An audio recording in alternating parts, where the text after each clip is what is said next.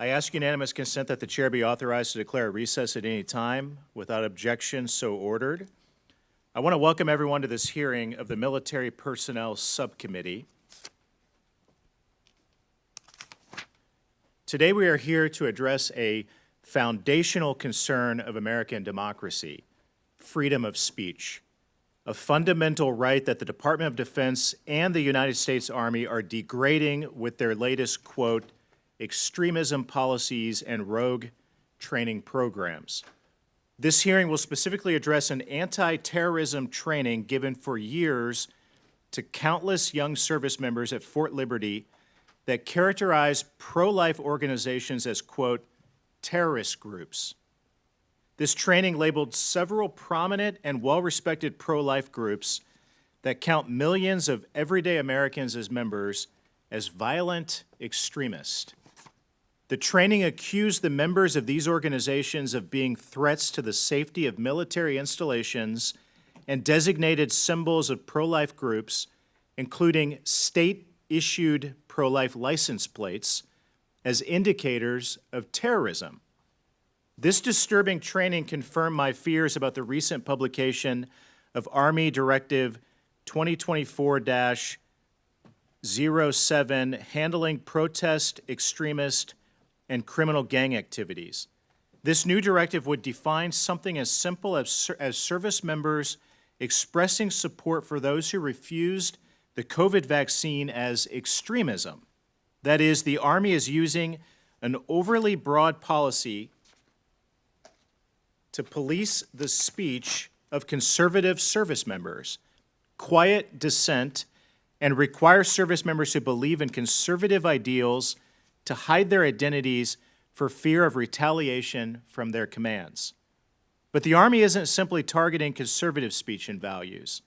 At any time, the administration could weaponize this policy against any Army soldier with values different from the administration. That is why our oversight of these trainings and policies is so urgent. The First Amendment is broad for a reason. Once speech is limited, no matter how offensive or vulgar, individual freedoms are dangerously infringed upon, and that is a real threat to our democracy. I would now like to introduce our witnesses, Dr. Agnes Schaefer and Lieutenant General Patrick Matlock. Thank you for being with us today.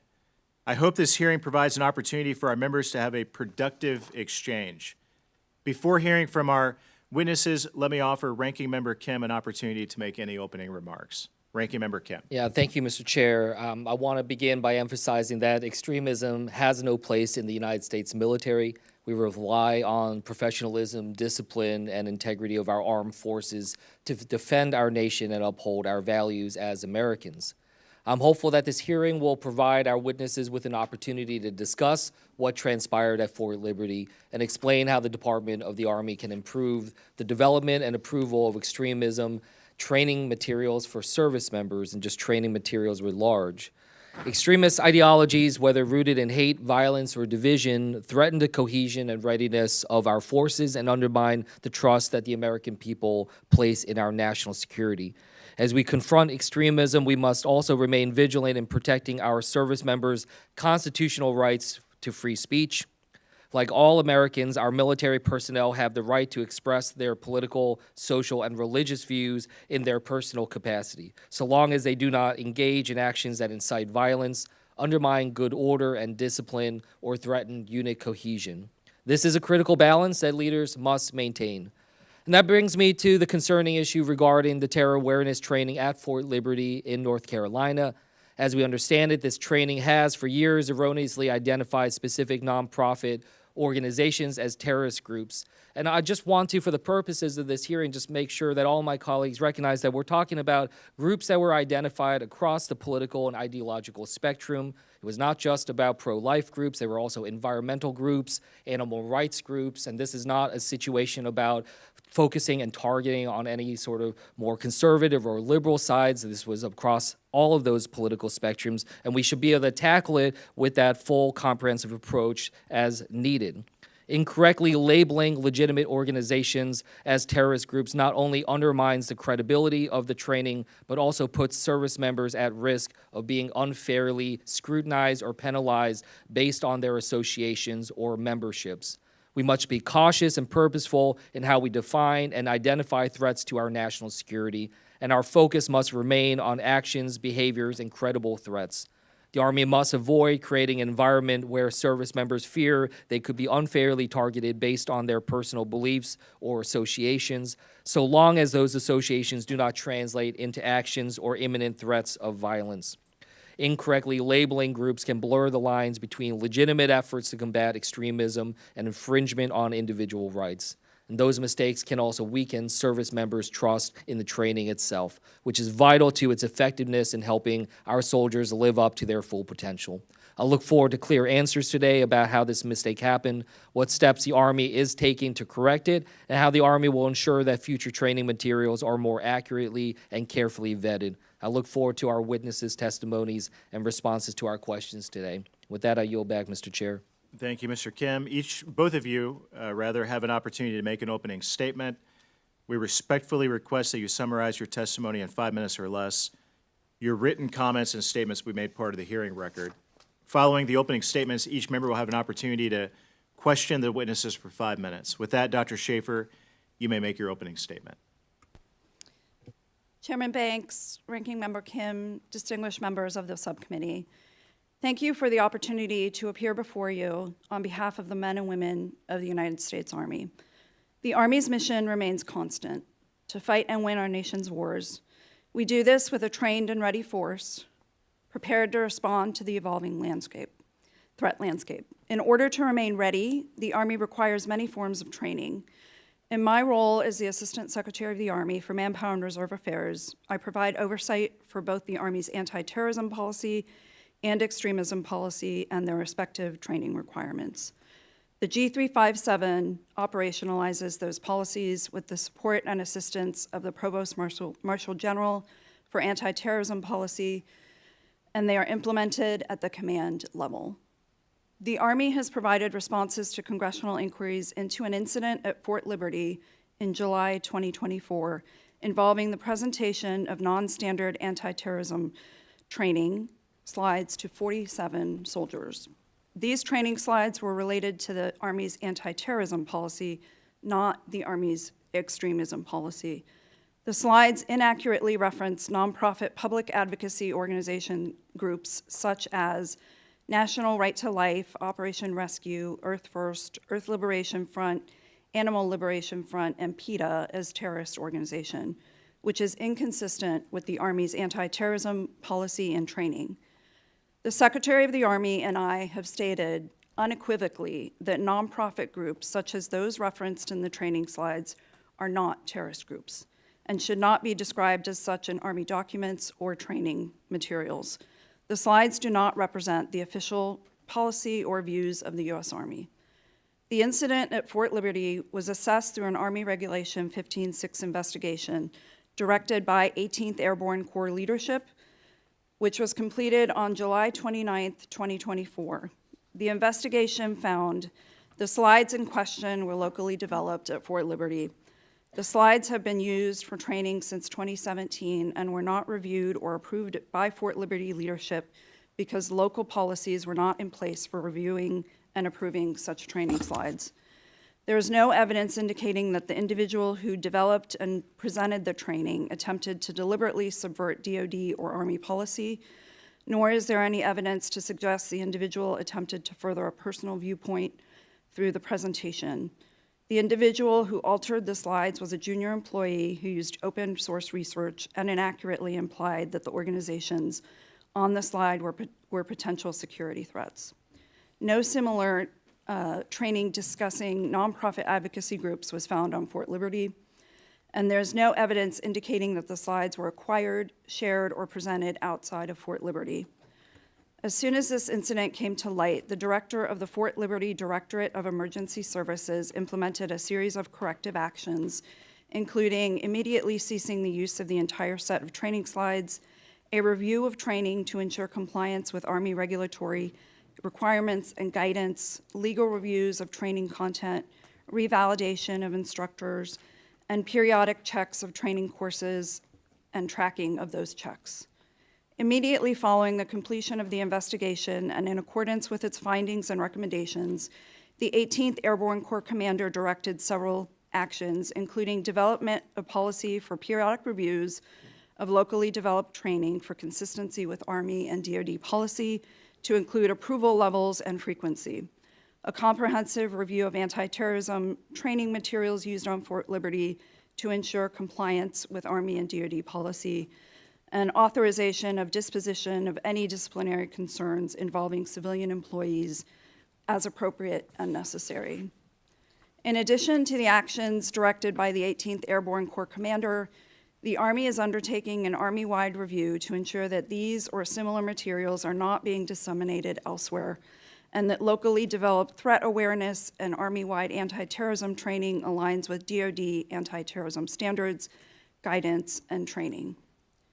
We fully acknowledge that this incident has revealed a gap in our processes at the command level that has existed since these slides were first developed in 2017, and that we need to alleviate the potential for individuals to develop training materials without appropriate supervisory review. The recently directed Army-wide review is intended to close that gap. Chairman Banks, Representative Ranking Member Kim, members of the subcommittee, I thank you for your generous and unwavering bipartisan support of our outstanding soldiers, civilian professionals, and their families. I look forward to your questions.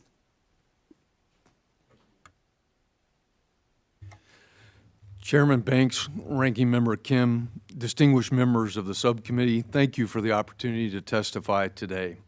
I appreciate both your support and your demonstrated commitment to our Army. As the Deputy Chief of Staff of the Army for Operations, Plans, and Training, one of my roles is to ensure that our training is well conceived, adequately resourced, and in accordance with the Army's policies and values. To begin with, let me be clear regarding the specific incident we are discussing today. The training materials presented at Fort Liberty were neither developed nor approved by any Army proponent office and were, more importantly, not in line with Army policies and values. I want to emphasize that this specific episode at Fort Liberty was an exception to the process and culture that governs Army training. In particular, I would like to highlight 3 reasons why Army training culture and process remain strong and how we guard against incidents like this one from occurring. Those 3 reasons are standardized foundational training, soldier-level after-action reviews, and commander oversight. First, our training process and culture emphasizes standardization. Whether training is focused on developing individuals or the more complex collective unit training at our combat training centers, the Army's Training and Doctrine Command centrally standardizes our foundational training materials. To do this, specific proponent offices with expert knowledge develop foundational training materials across the Army. Proponents also develop and approve the training that certifies our instructors, what we refer to in the Army as training the trainer. In the Fort Liberty case, locally developed training did not adhere to the standards set forth by the Army Proponent Office. In response, we published guidance directing an Army-wide review of all locally developed training materials, including anti-terrorism training. And we're going to ensure compliance with our carefully developed foundational standards and our Army values. Standardization is a cornerstone of our training enterprise and ensures that isolated incidents such as this remain isolated. The second reason to have confidence in Army training processes and culture is that we embrace a culture of after-action reviews. In other words, we have processes at every level to identify and implement lessons learned. Every training event in the Army, to include the training that took place at Fort Liberty, should include an after-action review to identify how we can improve. I cannot stress enough how central this process is to all we do in the Army. We take great care to build units and commands that are learning organizations and that are capable of rapid improvement. Our culture of after-action reviews helps to ensure that if we encounter a situation where local training does not adhere to Army standards, our soldiers have an available mechanism to capture that, report it, and correct it. The third reason we remain confident in our training processes and culture is that training execution is first and foremost a commander's responsibility. As noted, the proponent offices are responsible for ensuring training materials align with Army values and policies during the foundational development phase. But then we hand these tools to commanders at all levels. Commanders are then entrusted to ensure that all training achieves its aims and aligns with Army policy and values during execution. Through supervision of the training process, commanders ensure quality control and assess the effects of training on soldiers. To that point, I want to emphasize that this did not occur at Fort Liberty, and we acknowledge that failure. Based on the guidance we have issued, however, I'm confident that commanders are already ahead of our conversation here today and have reviewed their training materials to ensure these materials accord with our values. Ultimately, the long-standing culture of standardization, after-action reviews, and command responsibility is the most rapid and efficient guarantor of quality training. Chairman Banks, Ranking Member Kim, distinguished members of the subcommittee, thank you again for your steadfast support of our outstanding men and women in uniform, our civilian professionals, and our families. I look forward to your questions. Thank you to both of you. I recognize myself for 5 minutes to ask questions. And let me just begin by backing up for a moment. This training started in 2017. It lasted until a few months ago. 10,000 soldiers were taught that national right to life was a potential domestic terrorist threat, or that soldiers with state-issued pro-life license plates were a threat. How in the world does something like that go on for so long and neither of you or anyone in leadership ever catches it? General, let's start with you. Chairman Banks, thank you for the question. So I want to emphasize again, these training materials were improperly developed and should have never Why did it go been on for so presented. long? Why, I understand, I appreciate you acknowledging that, but why? Chairman Banks, the failure was in anyone providing feedback or any supervisor not observing the training and taking immediate correction. There's no excuse for how long it lasted. Doctor? I mean, this is I crazy. I would echo that. So the follow-up to that is, has anyone been held accountable for it? This is the United States Army. This is a training that went on since 2017. You're acknowledging that y'all missed it. Any accountability at all? Chairman Banks, in the conduct of the investigation after it was completed, the commander directed corrective actions which have all been completed But at Fort accountability, Liberty. you're the United States Army. Has anyone been held accountable for? The commander further delegated responsibility for any additional actions to the garrison commander. How about the soldier who created the training to begin with? Has he been held accountable?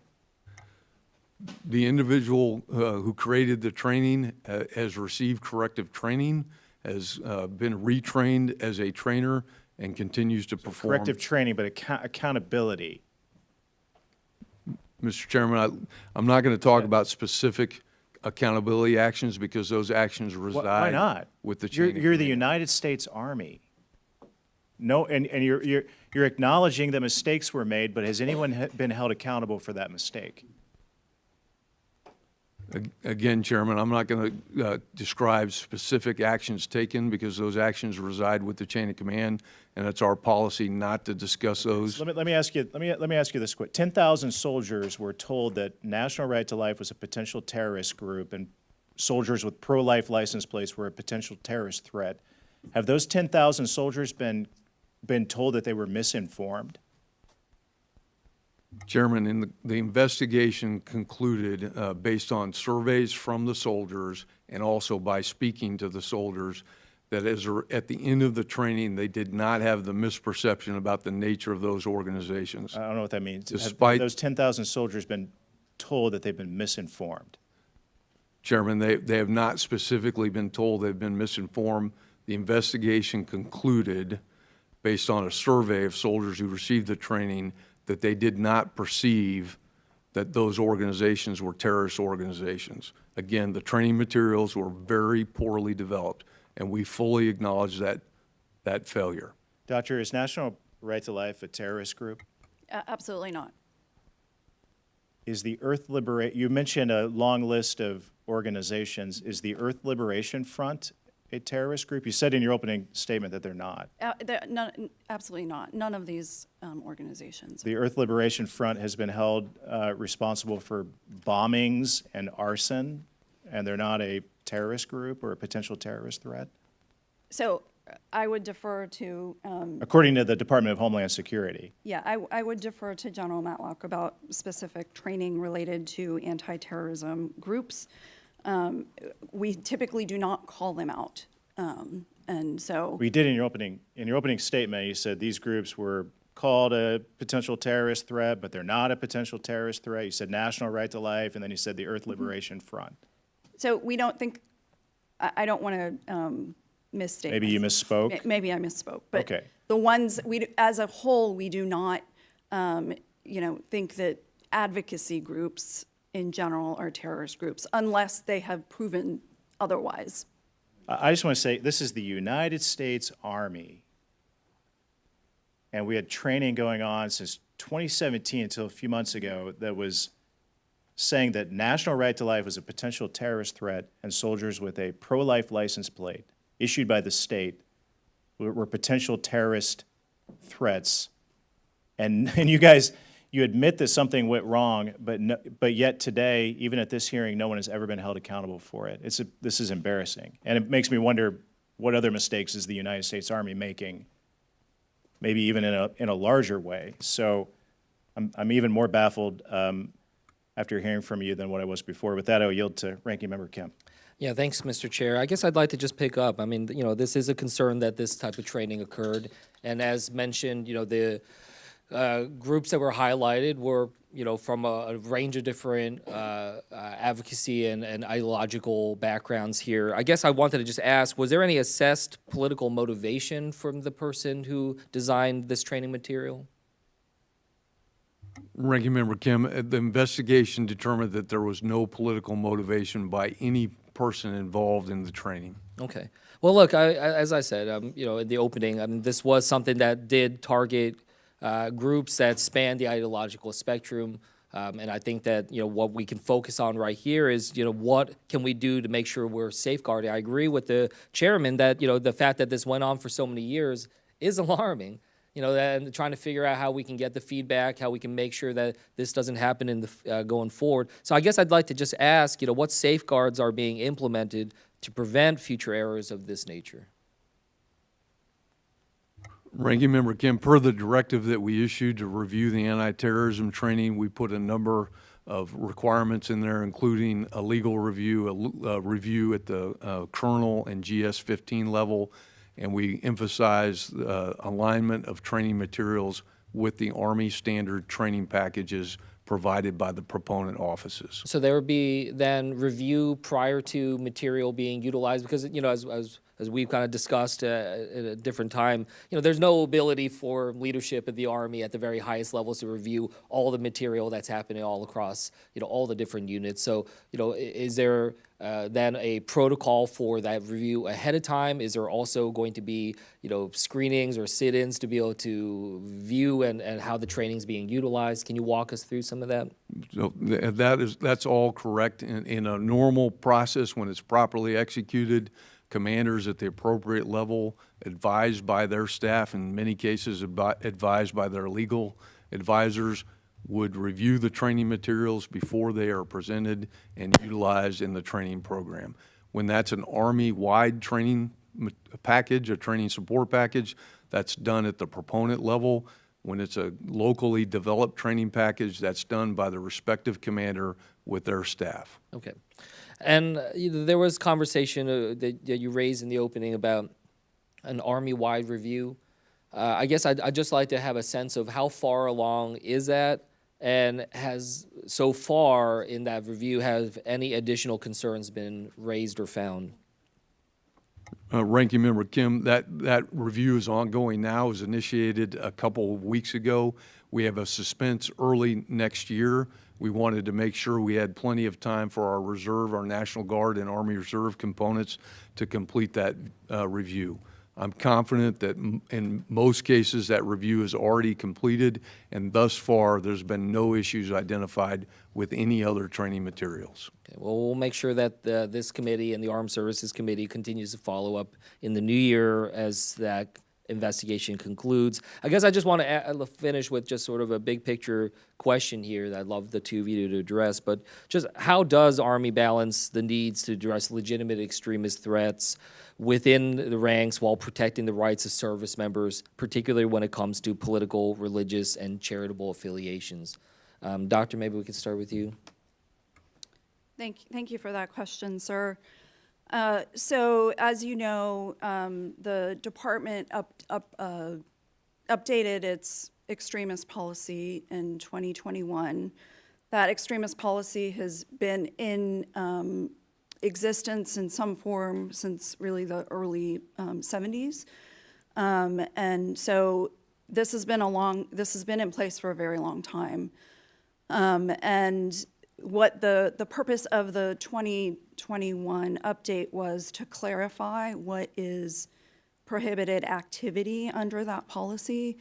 And so it tried to tighten up the definition of extremism, and then laid out 14 criteria for active participation in extremism.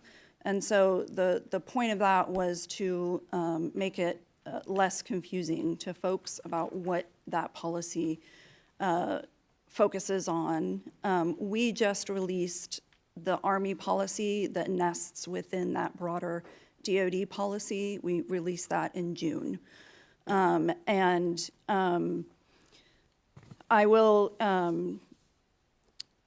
emphasize that the DoD policy, which again is the overarching policy, the North Star for that policy is that, quote, a service member's right of expression should be preserved to the maximum extent possible in accordance with the First Amendment and the constitutional and statutory provisions of Title 10 and 18 of U.S. Code, and consistent with good order and discipline and national security. So really the line for those prohibitive activities are those 14 criteria that are laid out in the DoD policy and that the Army policy mirrors. Thank you. I'll yield back. Mr. Gates. So General Matlock, after years of the Army wrongly telling over 10,000 soldiers that someone having a pro-life license plate might make them a terrorist, was anybody fired? Representative, again, the chain of command is the responsible agent for adverse actions or personnel actions, and I'm not going to comment on what they've done or not done. That resides with the chain of command.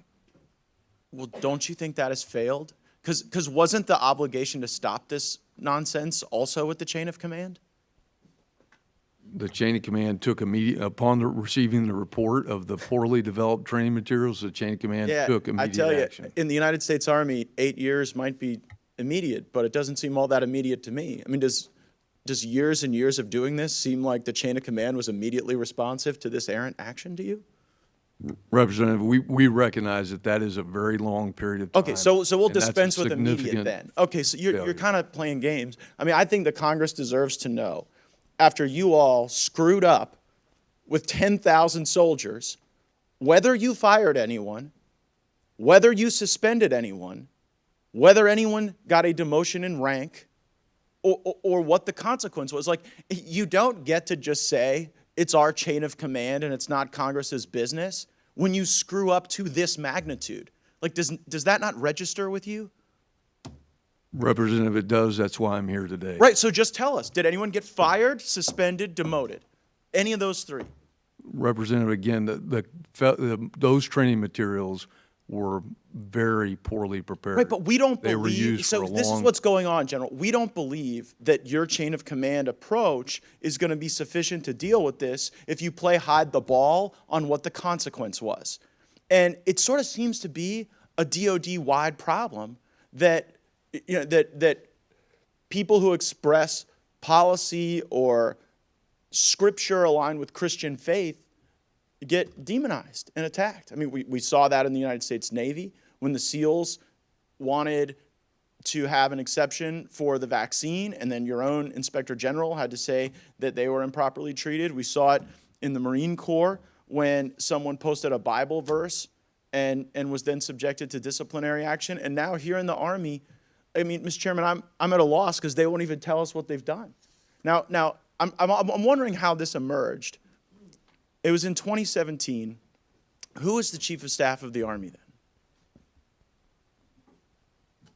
And I believe in 2017, General Milley was the Chief of Staff of the Army. Oh, well, interesting. Do you think this is happening elsewhere, this kind of stuff? Representative, in the United States Army, no, I don't think it is. Yeah. Well, here's what I'd do, Mr. Chairman. I would demand answers to the questions that we're asking. I don't even know how to use my last minute and a half of time because they're not going to answer the question on what consequence. And if the consequence isn't public, it doesn't function as a sufficient deterrent.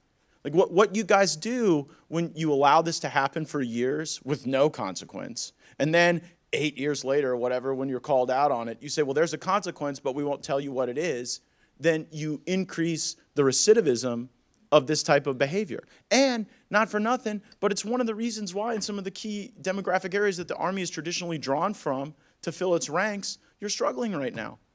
So I think we're owed answers to these questions, and frankly, I would start fencing money at the United States Army until we get those answers. I yield back.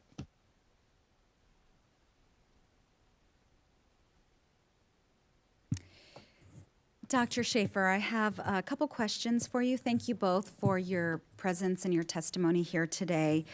Under the leadership of SecDef Austin, the Department of Defense and each of the services has undertaken a host of actions to confront legitimate threats of extremist activity and proactively educate our service members on these issues to prevent their falling prey to recruitment by violent extremist organizations, some of which specifically target members of the military and law enforcement. Would you please specifically speak to how Army Directive 2024-07 fits into these efforts while still protecting the rights of service members pertaining to political or religious affiliation? Well, as I mentioned before, really the guiding light for that, our policy and the DoD policy is the fact that people can say things, but it's when they cross that line into active participation. That is the way the department has clarified the definition of extremism, and it has laid out those 14 criteria for active participation in extremism. And in addition, criminal gangs are also incorporated into our directive, and we have a sort of definition for that as well as different criteria, including things like fundraising, things like that, recruiting, training members of gangs, and those kinds of things. Thank you. General Matlock, one of my colleagues wanted to know specifically what the consequences were for the trainer. Generally speaking, not specific to this issue in particular, but generally speaking, does the military or the Army publicly discuss disciplinary actions against members of the military? Is that something you could share with us? Representative, we generally don't discuss punitive or adverse administrative actions with taken against military members or civilian employees. We do that based on privacy and the safety of the individuals, and that's been a long-standing policy. So with regard to this issue now in particular, you all have discussed, I mean, believe me, I was equally alarmed as my colleagues were, and the breadth of those organizations identified was startling. For example, an animal rights organization that is listed as a terrorist organization. And so I appreciate the fact that you are here talking about it, but I do think it's important for the public who might be watching to understand the limitations in a public setting around talking about disciplinary actions with regard to specific individuals. And so you mentioned privacy and safety. Are there other issues within policy that would prevent you from talking about specific disciplinary action against a member of your personnel? Representative, I don't know if it's policy, but it's longstanding norm to not have those discussions so that we don't improperly influence members of the chain of command. As you know, we care deeply about the independent judgment of each commander, and part of why we do this work the way we do it is to preserve that independent judgment. I appreciate that. And then just finally, anything you'd like to add in addition to what was mentioned to Representative Kim about going forward, how to prevent this in the future, anything that you might have left out? I appreciate how thorough you've been. Representative, on the training portion, I would add that reinforcing the norm of adhering to standard training materials, particularly when it's an Army-wide training requirement. And that's always the best practice, is to use the standard materials and then tailor specific mission preparation activities for a specific location. And when commanders do that, they're always on track with the training and always on track with their mission preparation. Appreciate it. I'm out of time. I yield back. Mr. Mills. Thank you so much, Mr. Chairman. Look, I want to go back to something that my colleague, Mr. Gates, was talking about that you responded, where he asked, do you think this is going on anywhere else in the actual forces? Your comment was, I don't think it's happening in other places in the Army. Think. But you don't know for certain, do you? Because you allowed this to go on for almost 7 years, correct? I can't look you in the eye and guarantee that it's not happening in other locations. At this time, we have no information to suggest improperly prepared anti-terrorism materials are being used anywhere else in the Army. So we hear it right here, Mr. Chairman. He's literally saying that we have no idea whether or not it's going on in other locations in the Army. We have no idea whether or not this is continuing as it has for 7+ years. It's almost like Lucy in the football, where they're essentially just going ahead and saying, well, we found it in this location after 7+ years and 10,000 soldiers, but we're unaware if it's still going on in other locations because we haven't done our jobs to ensure that it's not. Look, I'm a non-commissioned officer from the United States military. I served in the Army proudly, and I'm grateful for your service.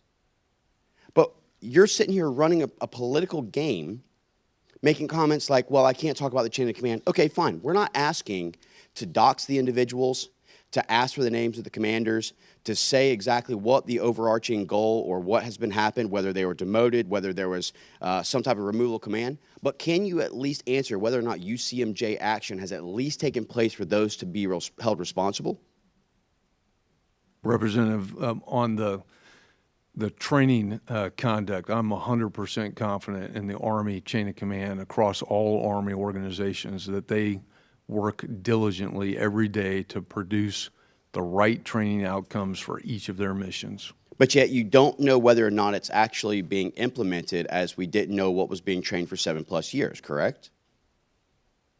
Again, my confidence in the Army chain of command across the entire globe is unwavering. Well, and I ask again, as all my colleagues have tried to ask for these answers, this is a bipartisan request from Congress who funds our national defense.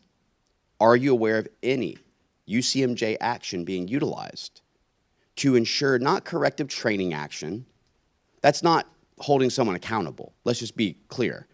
When I was a non-commissioned officer and I smoked someone for basically making a mistake and had them push or flutter kick the whole time, I called that corrective action. But That's not to the severity of what we're discussing here, where 10,000 soldiers were literally trained that being pro-life is an extremist act.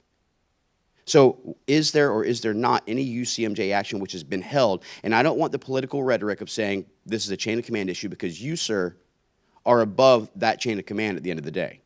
You wear those stars proudly on your shoulders that you've earned to ensure the oversight and the actual leading of our troops. Is that not correct?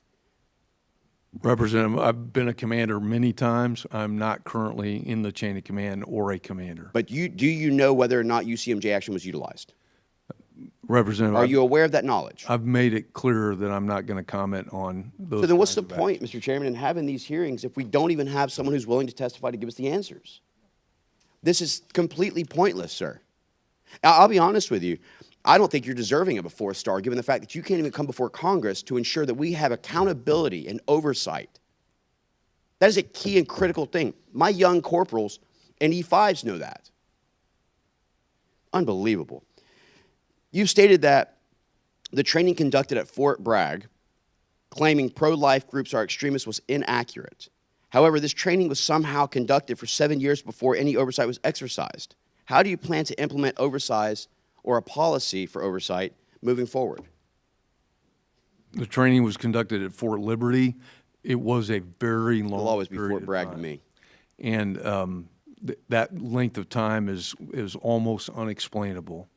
I'm confident that if this issue had been identified at any point during that period of time, the Army would have taken immediate corrective action like we did. But here's my problem. How can the Army properly define what is extremist when the DoD education activity requires students and staff to be educated on radical racial and sexual ideas, while TRICARE limits a parent's ability to view their children's medical records and allows children to receive bodily mutilation or abortion service without parental consent or notification? Representative, again, on the training that was conducted at Fort Liberty, there's no excuse for the poor quality of that Mr. training. Chairman, we're clearly not going to go anywhere here, so with that, I yield back. Rep. Takuda? Thank you, Mr. Chair, and I'll try to structure my questions differently, given that I think there's some very basic questions, to be very honest, on both sides of the aisle, just trying to get at a basic accountability, and we don't seem to be able to get that from this particular forum. But I would just remind the people on the panel today, you are here for a reason. The buck stops with you. At the end of the day, extremism that mischaracterizes both sides of the political spectrum, it just gets away from us truly dealing with valid cases of extremism that hurts our people and our military and our communities. And so I would hope for frankness in the discussion going forward, because if not, it's going to be very hard for us to be able to do the work of the people here today. Wanted to talk a little bit on an area that's very close to my heart, but when we take a look at the DoD instructions and the Army directives, you know, it does include a specific definition of extremist activities. It's very long, but related to discrimination based on certain protected categories, the definition reads, advocating widespread unlawful discrimination based on race, color, national origin, religion, sex, including pregnancy, gender identity, or sexual orientation. And I want to focus specifically on how this definition and the Army's directive more broadly applies to anti-Asian discrimination and hate in the military, which I've learned firsthand and heard firsthand from Asian American service members is a growing concern amidst our strategic competition with China. Dr. Schaefer, I think the answer is obvious, but just for the record, advocating for violence targeted at people belonging to any of those specific categories would be prohibited extremist activity. Is that correct? Correct. Both the DoD instruction and our regulation really point to, the criteria point to things that are unlawful and widespread discrimination. Okay. And what about advocating for the idea that other soldiers belonging to any of those specific categories are unfit to serve in uniform, not loyal to this country, or otherwise less American or un-American? Would that constitute extremist activity? It's hard for me to comment on a hypothetical. I think that it really depends on the criteria and the specific I mean, we've seen example. specific instances where because someone is a Chinese American, back in World War II because someone was of Japanese descent, very similar to my grandfather who served in the military intelligence service, very secretive there, and yet his father was interned in the camps for being an enemy to the country. We have seen this before when loyalty is questioned to the country because of their race. So specific enough, would that be considered an extremist activity? Again, it depends on if the action becomes unlawful and is widespread. Okay, I know I'm running close on time right now, and I do want to get through more of this. But in terms of the definition of active participation, does that include actions and decisions that soldiers might take in the performance of their duties? So as a hypothetical example, if an Army recruiter categorically refuses to consider people of a specific racial or ethnic background, again, questioning loyalty or other types of things, would that be considered extremist? Again, I'm sorry, I'm not a lawyer. That kind of situation, again, we assess these on a case-by-case basis. Okay.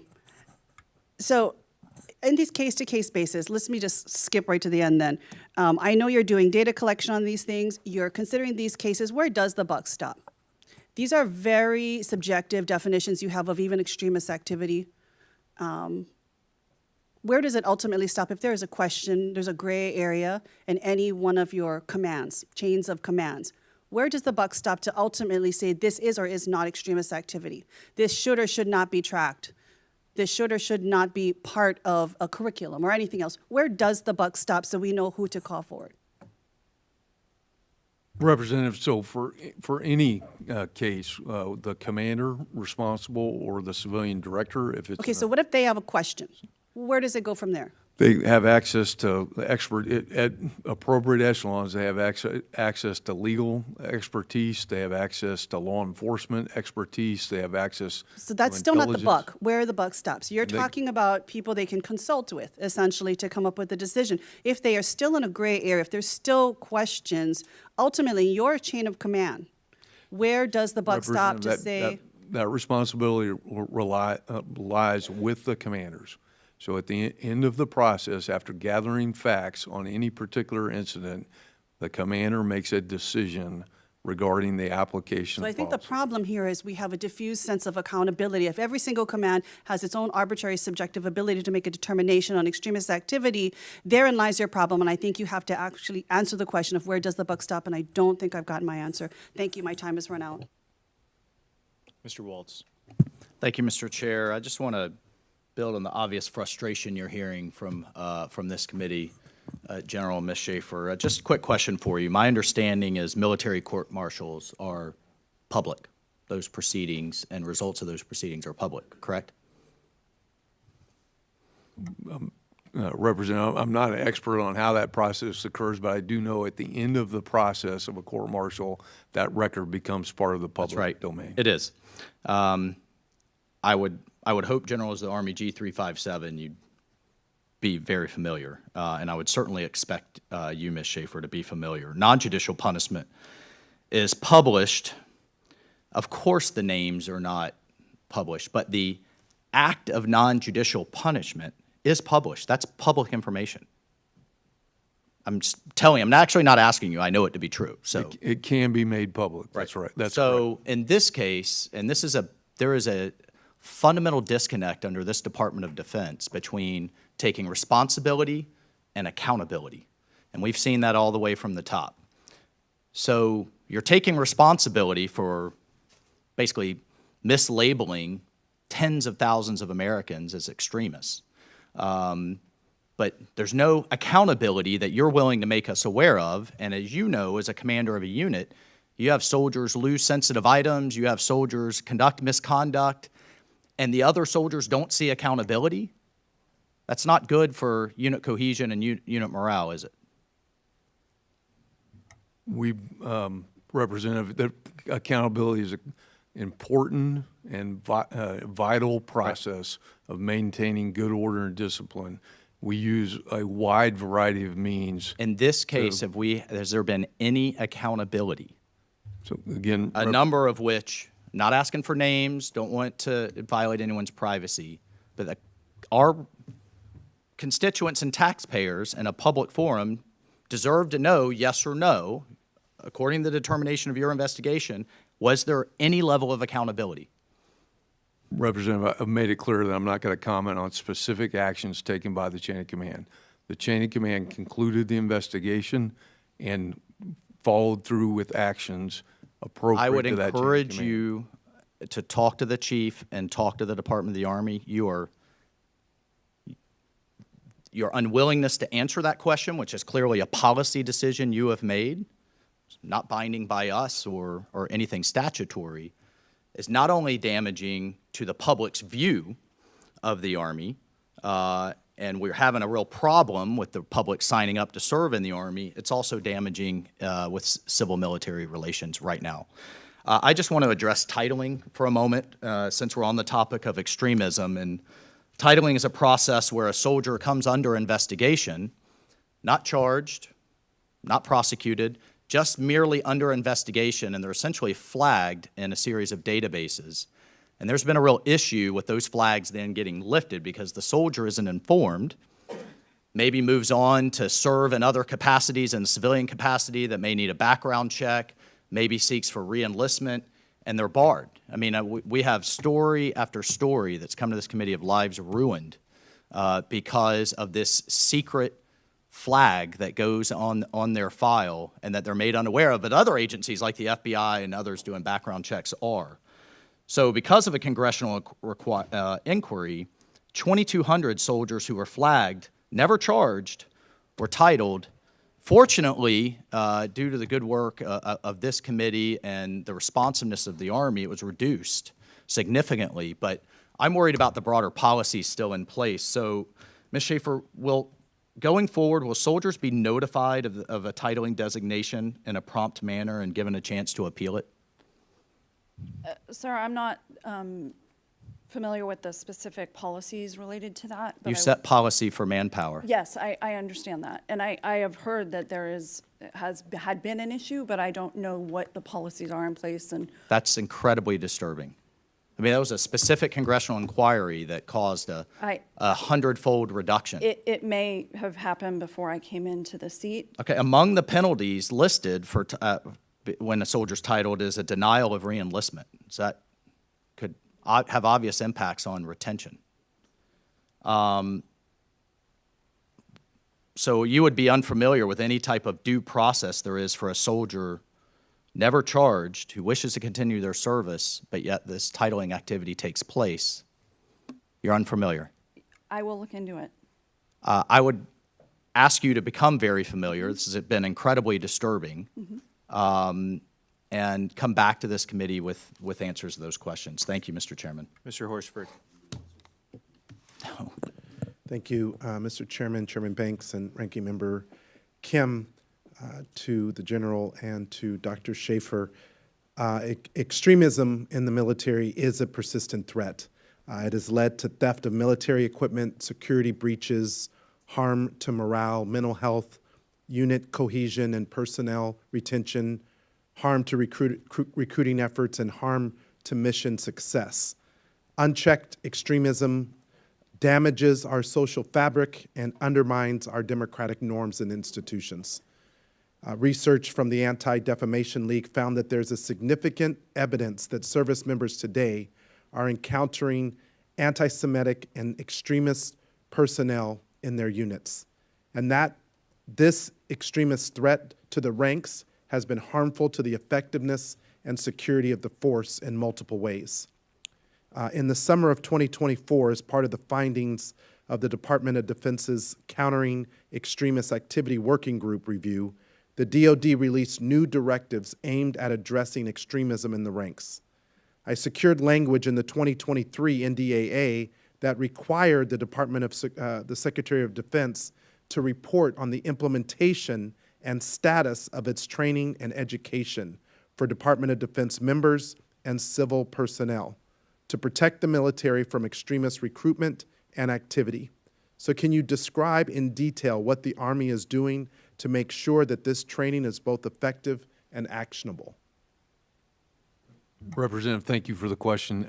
As part of my preparation for today's session, I reviewed the training materials associated with extremism, countering extremism training. It's very well designed. It's delivered in a standard package across the Army. As you've noted in your comments, we take maintaining good order and discipline in our formations very seriously, and the extremism policy is a key part of how we do that and deliver combat-ready units. Thank you. In the 2017, the Military Times conducted a survey of over 1,100 service members that suggested that 1 in 4 had seen examples of white nationalism among their fellow service members. And in 2019, they repeated the survey and found that that percentage had risen to more than 1 in 3. What is the Army doing to address these service members' concerns, both in recruitment and in personnel management? What steps is the Army taking to protect minority service members from threats? Sir, I think that the DoD instruction from 2021, again, was meant to clarify and tighten up the definition of extremism, and the newly rolled out Army regulation, the Army directive that we just rolled out in June will also address those issues and tighten up those definitions even more. So we do not tolerate extremism in the ranks, and these are meant to protect our folks. Thank you.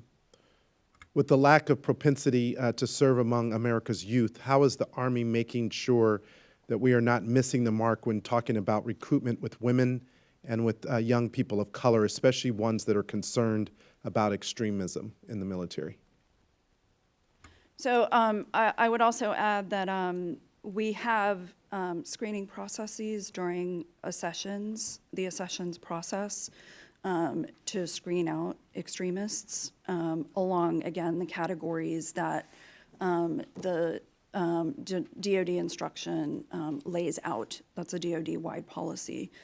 So we are trying to increase propensity to serve across all demographics. And we are trying to take an agnostic approach here, right? The policy itself, the extremist policy is agnostic. It doesn't call out particular groups or anything like that. Again, it is based on active participation. And so the increasing propensity, one of the ways we are doing that is reaching out to different parts of the country, trying to refamiliarize the country with what the Army does. And again, we're doing that across demographics and geographical areas. Thank you. I'll just close, General, by adding my concern to the lack of transparency. I agree with several of the members who have spoken today. By not responding to that incident, it actually makes the overarching issue of addressing extremism that much more concerning. So whether here or in a classified setting, Mr. Chair, I would recommend that we ultimately get that response that members are asking for. I yield back. Yes, sir. Ms. Sewell. Thank you, Mr. Chairman. I couldn't agree more than what my colleague, Mr. Horsford, just said. I wanted to sort of go along the same lines that Congresswoman Takuda started, and that's, I guess, asking you, Dr. Schaefer, do you feel confident that the updated extremist policy, and it's been updated a number of times, you spoke about the 14 criteria, do you feel confident that this updated policy will weed out any extremism that's in the military, that's in the Army? I certainly think that it tightens up the definition more than it did. So I think it alleviates confusion. And again, really maintains the focus not on individual circumstances, but widespread discrimination, not individual cases of discrimination. Those can be dealt with in separate complaints processes. With all due respect, I think that given the gray area on active participation, several of the definitions that folks have asked you to, opine on or cases, there still seems to be enough of a gulf that you could drive a Mack truck through. And I think that extremism, what concerns me is that I have service members in my district who have complained about racist comments and extremism that they've that they've experienced themselves. And we can't get to that if we're not addressing the fact that there was a problem and that that problem was fixed. And instead, I think that problem, I don't think that that problem has been fixed. I mean, this is about accountability, right? We have a job to oversee and to provide oversight. And when we're not getting the answers, we're not getting clarity on what actually happened and what our response and solution is, it just makes it harder for us, for those of us who have legitimate complaints from our service members about extremism, to actually have those addressed. So I think that, the 14 criteria, the updated 14 criteria, the reporting requirements, they add another layer. I don't think that they actually solve the problem, and I think that we owe it to our military and to our service members to really get to the bottom of this and the root cause of it. General Matlock, I think that, I wanted to just ask you what matrix are we using to measure the prevalence of this, the prevalence of this problem. I know that we have lots of updated policies and reporting requirements, but has the Army considered alternatives to its current data collection, like, conducting surveys that can identify the problems across the services? I mean, how are we getting at the root problem? Representative, I would, on your previous, if I may. Sure. I think the reporting changes and the much more clear, They are. defined I agree reporting with you. requirements actually go a very long way to your concern, meaning that internal to the Army, those reports are mandated to be delivered to the right agencies so that second and third looks occur. And I think that those are at the great, local but if level. there's still gray area, people don't have, that leads to ambiguity, and that also leads to subjectivity. And I think that, as Dr. Schaefer was saying, we're trying to not categorize one particular race, or we're not trying to, but rather trying to weed out the activity itself. And so, with all due respect, sir, I think that, the subjectivity is a problem that all of us here have. And I don't think that we're adding to that concern by not fully answering the questions that are being put forth by my colleagues. And that frustrates me because I think that I want my service members' complaints to be addressed. And it waters down their complaints if people feel like they're not being heard, or if people don't think that there exists any extremism in the military. And you and I both know that that's not the purpose of the military, and it doesn't help good soldiers to be, it doesn't help us protect and defend the homeland when people feel that the soldiers that they're next to may not necessarily have their back. And so this is a deeper problem, but as far as data collection, are you satisfied that we're on the right track? Representative, for data collection on extremist actions or allegations, very satisfied with the procedures we have in place. And to your point, we do have other means of measuring morale, cohesion, and discipline in our formations. So, Mr. Chairman, before I yield back, I just wanted to echo the sentiments that have been felt on both sides of the aisle, that we're really not getting to the root. We're not getting the answers we need to really evaluate extremist activities. And I think that until we get that, it's hard for us to continue to proceed.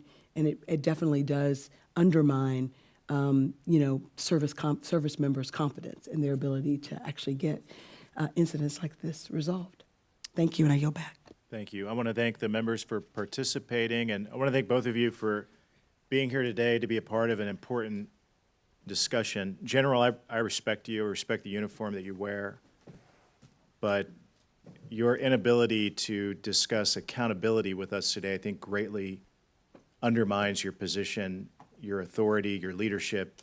I think it's embarrassing to the United States Army. 10,000 soldiers were erroneously trained, and you told us that those 10,000 soldiers had never been notified that they were erroneously trained. The first time that I asked you the question about accountability, you said that the service member who created the slide deck received corrective training And then when I ask you the question again, you said it's against the policy of the Army to discuss accountability, which is just not true. That is a very untrue statement. I mean, if a military court-martial occurs, that's public. If non-judicial punishment occurs, that's published without the names associated. I think the reason that you can't answer the question is because you know, and we know, that no one has ever been held accountable for this training that started in 2017 and occurred until a few months ago. I think that's a big embarrassment for the United States Army. You heard bipartisan frustration today about that fact, lack of accountability. It's dangerous. It's a bad pattern. We hope you do something about it, but I can assure you this committee is going to continue to provide the oversight of situations like these to prevent them from happening again. So with that, thank you for being here. The hearing is adjourned.